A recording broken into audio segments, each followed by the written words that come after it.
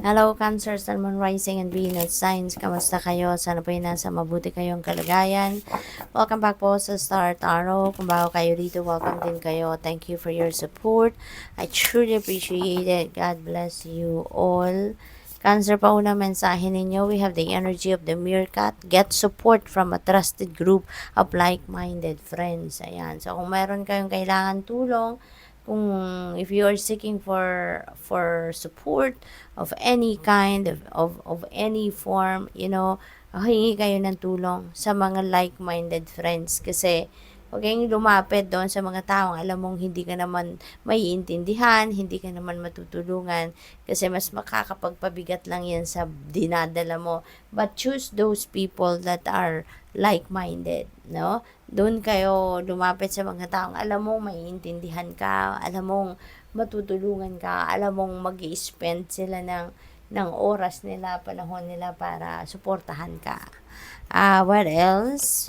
We have Kiwi, do a walking meditation each day for the next week.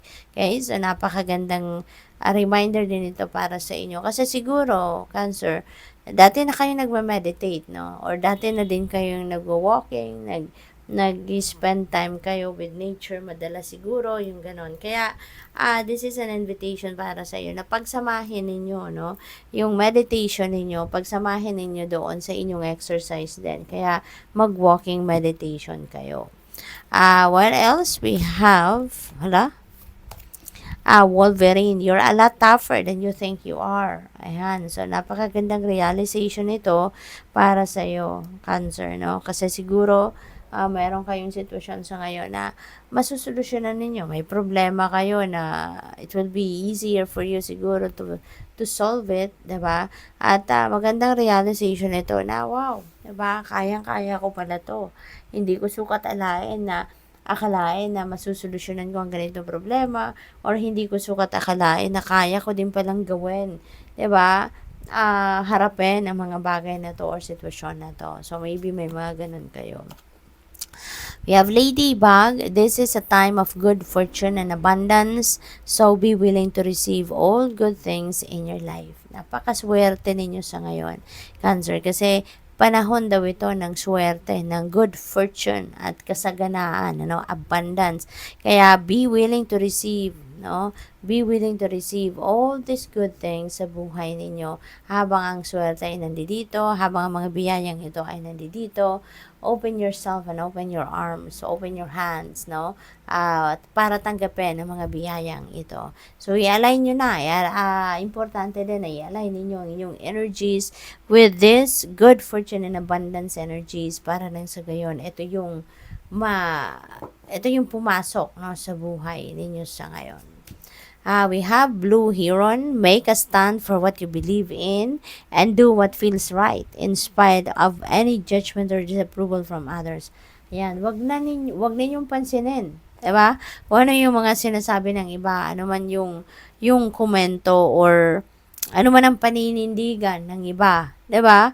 Kasi kayo to buhay ninyo to, decision dapat ninyo ito. Sarili ninyo itong paniniwala, sarili ninyo itong buhay.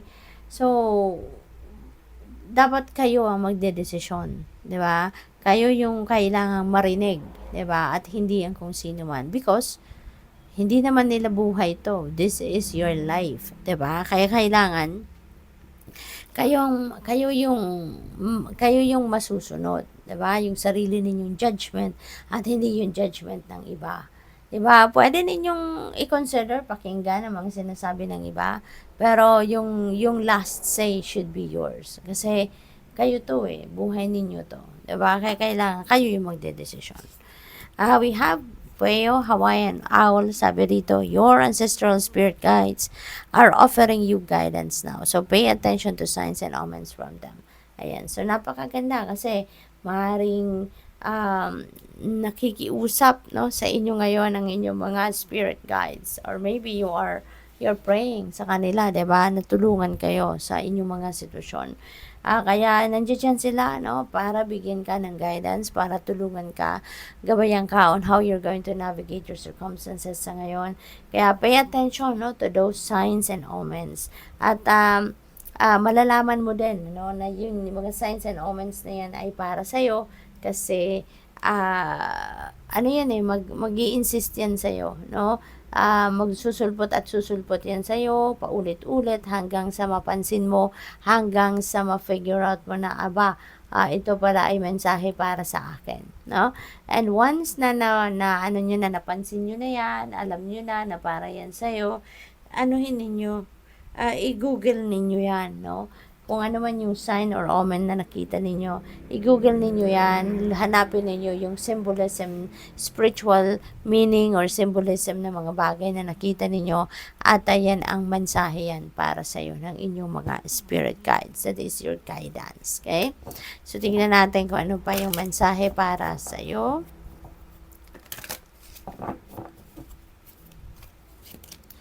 We have health. Wow, I will honor the physical vessel that enshrines my soul. And so this could be a reminder para sa iyo, Cancer, na mag-pay attention kayo sa inyong kalusugan, na alagaan ninyo ang inyong sarili, 'di ba? Hindi lang yung physical body ninyo, but spiritually, mentally, alagaan ninyo ang inyong sarili. Okay? Focus also or give yourself an opportunity na makapag-replenish din kayo ng mga lost energy ninyo. Give yourself an opportunity na magpalakas kayo ng inyong katawan, 'di ba? I-ground din niyo ang inyong sarili para nang sa gayon makabalik kayo sa sentro, makapag-focus kayo, yung ganon. Okay? Take care of yourself. Take extra good care of your physical body and your mental and emotional aspect. We have honesty. I can't always expect the truth from others, but I can expect it from myself. Kaya napakaganda nito, di ba? Mas maganda talaga magsisimula kayo ng honesty and authenticity sa sarili ninyo. Di ba? Kasi, di ba, if you are honest with yourself, definitely, you will be honest towards other people then. At kung ano din, yung kind of energy na pinoproject natin, di ba? Sa outside world, ganun din ang ma-attract natin. Kaya ang suma total niyan, if you are going to be honest with yourself, you will be honest towards other people and the people around you also, or you will be attracting people around you as well that are honest people then, no? Yung authentic din sila makipag-usap sa'yo. So, good luck. Thank you for watching. Love and light. Namaste.